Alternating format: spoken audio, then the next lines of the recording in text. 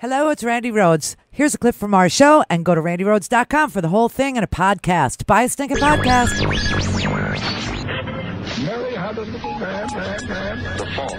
We believe that all men are created equal. To the magnificent mosaic that is America. From radio beacon to radio beacon. I have a dream today. Change has come to America. Believe me. Knock, knock. Who's there? It's a figment of your imagination. Randi Rhodes Show.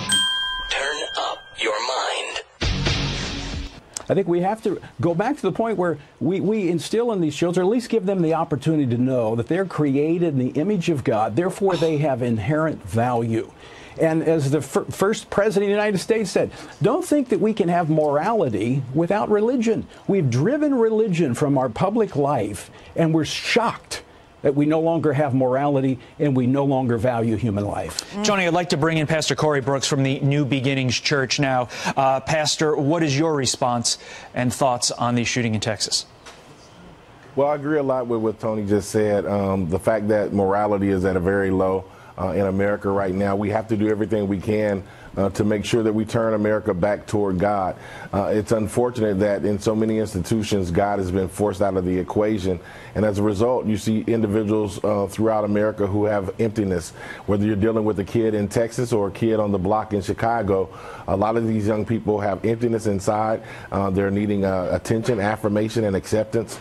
And until we get that settled, and no matter how many laws we do, no matter how restrictive we make it, Chicago has some of the most restrictive gun laws, but yet we still have a high surge of violence. That is because we're lacking in morality. These are some very, very twisted, sick people. Very twisted. That's Tony Perkins from the Family Research Council. This is a man who preaches hate every single day. I mean, he hates gay people, despises anything that is, different from himself. You've got that other pastor, Cory Brooks, sitting there going, oh, it has nothing to do with guns. It has to do with lack of morality. We need to bring God back into the public square. You can look at the most religious places on earth, and you could look at the most irreligious places on earth. And if you look at the most irreligious places on earth, like Norway, Sweden, Denmark, Estonia, they don't have mass shootings. And then you look at some of the most religious places on earth, and they throw rocks at women until they die. But they love life. They value life. This is some real big swill. This is such a con game. This is such a bamboozling. This is all on behalf of the NRA. I swear to God, that's all you heard from Fox News.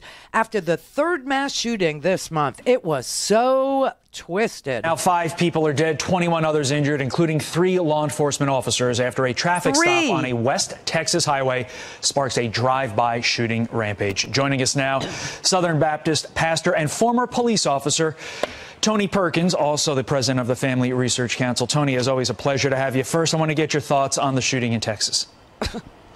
Well, the words have been used far too frequently and are beginning to use their meaning, but it's tragic. And at some point, we have to realize that as a nation, we have a problem. And the problem is not the absence of laws, it's an absence of morality. Really the result of a decades-long march through the institutions of America, driving religion and God from the public square. Well, let's get into a little bit more on that. You have a new op-ed out sort of going into this topic on trying to end gun violence. What do we need to do as a country? God. Well, Todd, I'm willing, as a former police officer and an ardent supporter of the Second Amendment, I'm willing to sit down with the left who say, I don't want to hear any more about your prayers. Well, I agree. Praying alone is not enough. It's time to act. And it's not just about having a conversation about restricting those who should not have guns, criminals, but it's also a discussion of the absence of a moral core in our culture today. What? I mean, look, we've taught our kids that they are they come about by chance through primordial slime, and then we're surprised that they treat their fellow Americans like dirt. It's time we talk about the result of the left's systematic march through our institutions, driving religious expression from the public square. It's Very sick. It's very, very sick. This man makes a fortune being an evangelical preacher. This Family Research Council, they are totally involved in government, and yet they still have a 501c3. NRA too is a not-for-profit. This is sick. This is really twisted. This is for the benefit of a handful of big money guys who sit there and tell you that you're being gunned down in the street and it's your fault because we don't group pray. Now we need group prayer.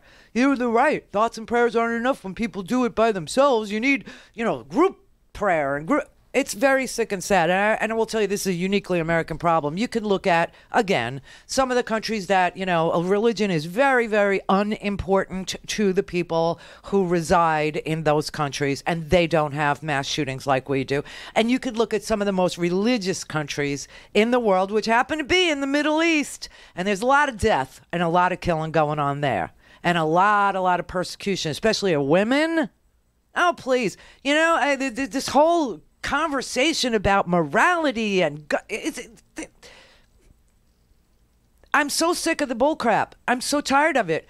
We as Democrats or as not Republicans, I don't care what you are, if you're an independent, we have to solve our own freaking problem, because these people on the right who are protecting the corporate money are never going to let it go. They're going to blame you every single time somebody gets access to a weapon of war. They're going to blame you. Now, I will say some police chiefs have said in the face of their mass shootings, they have said, please, dear God, take these weapons of war off the streets. Our officers are outgunned. When they are responding, you remember the guy in Philly? Yeah. So we're outgunned. You got to get rid of these weapons of war. It's not right. It's not fair to the police officers. It's not fair. But no, I mean, these religious zealots who really don't have any religion at all, they are willing to lie. They are willing to blame you for your own death. They're willing to blame you for the loss of your own child, who all you did was send your kid to school that morning. It's your fault. You did something. And that thing that you did was you took God. What do you mean you took God? How do you know whatever goes on in everybody's house in the morning? I just don't even know what they know. Here are the stats on gun violence in this country, okay? We have exceptionally high rates of gun violence. We outpace other high-income countries. We have the weakest gun laws, too. The most guns of any country. 393 million guns. That is more than any comparable nation. Any nation. Whether they are religious nations or irreligious nations, it doesn't matter. We have more guns than whether you have a billion population in India, a billion population in China. We got 350 million people and 393 million guns. 36,383 Americans are killed with guns in this country every single year. Again, 22,000 suicides, 12,000, almost 13,000 homicides, gun homicides. And they don't want to do anything about it? They don't want to do anything about it. You know where homicides are you know what the highest gun death rate state is? Bet you don't know. Yeah, it's Alaska. Alaska has the highest gun death rate among the 50 states because they have the weakest gun laws. 25 people are killed with guns for every 100,000 residents in Alaska. On average, fewer people die from gun violence in states with strong gun laws. More people die in states with weak gun laws. Now, everybody's going to point to Chicago. You know, the violence in Chicago happens in a tiny little part of Chicago, an underserved, extremely segregated, entrenched in poverty section of the Windy City. That's where you see gun violence. Now, we used to see it in Oakland, California. But see, Oakland decided they were going to set out to fight the gun violence problem. And guess what? They were successful. Now, Chicago, all you got to do is drive a half an hour, and guess where you are? You're in Illinois. Some of the weakest gun laws in this nation. Black market for guns, private sales, no background check. RandiRhodes.com for the whole thing and a podcast. Buy a stinking podcast.